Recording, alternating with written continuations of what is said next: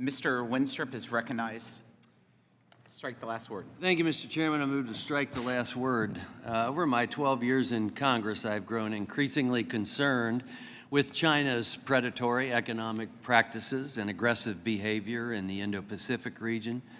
Unfortunately, under Xi Jinping, the Chinese Communist Party has turned increasingly authoritarian, abusing human rights, infringing upon international law, and engaging in economic coercion.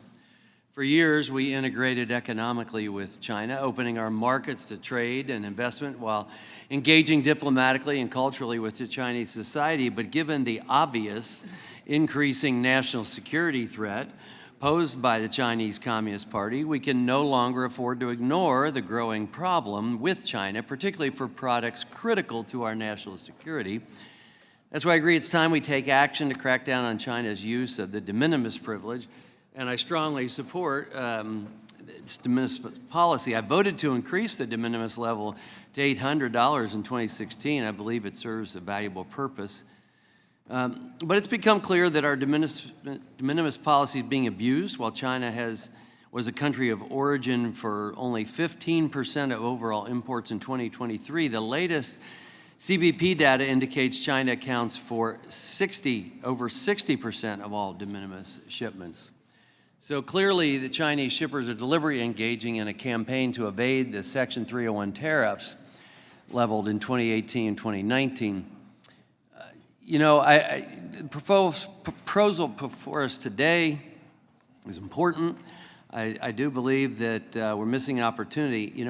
Under the current law, U.S.-based FTZs, foreign trade zones, are treated worse than Chinese shippers because any goods which are imported to a U.S.-based FTZ are not eligible for de minimis entry. So this means a U.S. company with warehousing and distribution operations in FTZ, which employs American workers, pays U.S. taxes and submits to strict CBP oversight, must pay full tariffs when goods enter U.S. commerce. But a Chinese company sending a package directly to a U.S. consumer under $800 avoids the duties entirely.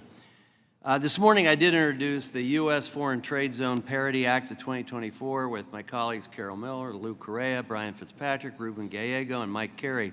This bill will remove the existing incentive for companies to move their e-commerce operations out of the U.S. by allowing goods entered into commerce from U.S. FTZs to be eligible for the de minimis privilege.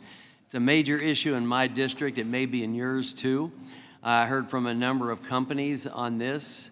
138 who are facing serious pressure to move their operations out of the U.S. after years of paying the high tariffs while foreign competitors avoid them. While the End China De Minimis Abuse Act will make a huge difference in reducing this disparity, it won't eliminate it for all FTZs.